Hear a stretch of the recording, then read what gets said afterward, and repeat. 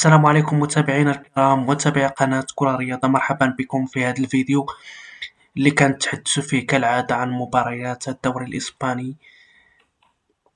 نشوف المباريات الجولة 25. نتائج مباريات الجولة 25 كانت على الشكل التالي: سيلتا فيغو انتصر على أوساسونا ب1-0. إسبانيول انتصر على ألافيس ب1-0.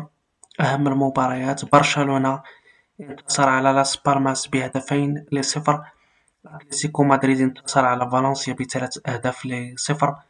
أتلتيكو بلباو سحق بلد الوليد ب7 أهداف دون رد. ريال مدريد انتصر اليوم على فريق جيرونا بهدفين دون رد. ريال بيتيس انتصر على خطافي ب2-1.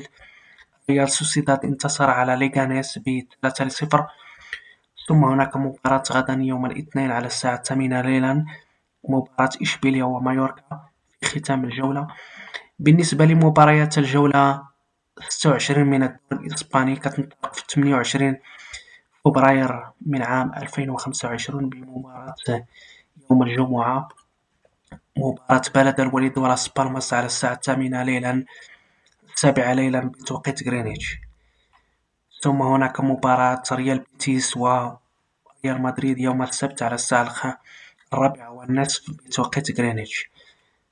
ثم هناك مباراة أتلتيكو مدريد وأتلتيكو بلباو، مباراة قوية يوم السبت المقبل على الساعة 7 ليلا بتوقيت غرينتش.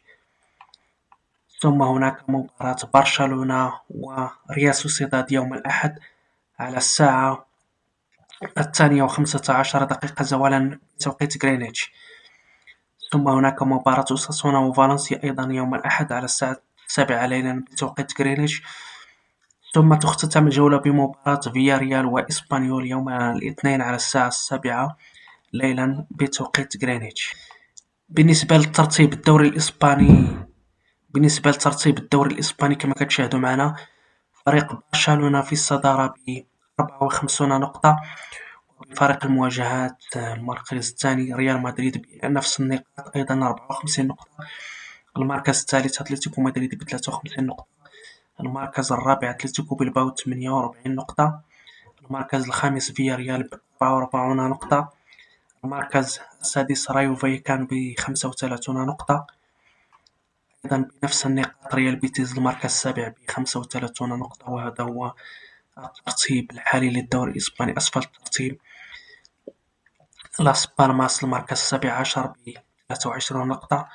المركز الثامن عشر فالنسيا ب23 نقطة. المركز التاسع عشر ألافيس ب22 نقطة. ثم المركز العشرون والأخير بلد الوليد ب15 نقطة. بالنسبة للإحصائيات المتعلقة بالهدافي كما كنتطرق دائما، بالنسبة لهدافي الدوري الإسباني روبرت ليفاندوفسكي لعب برشلونة ب20 هدفا. المركز الثاني كيليان مبابي لعب ريال مدريد ب17 هدف، وهذا هو ترتيب الهدافين كما كتشاهدوا معنا. أشكركم على المتابعة وإلى اللقاء إلى فيديو آخر إن شاء الله.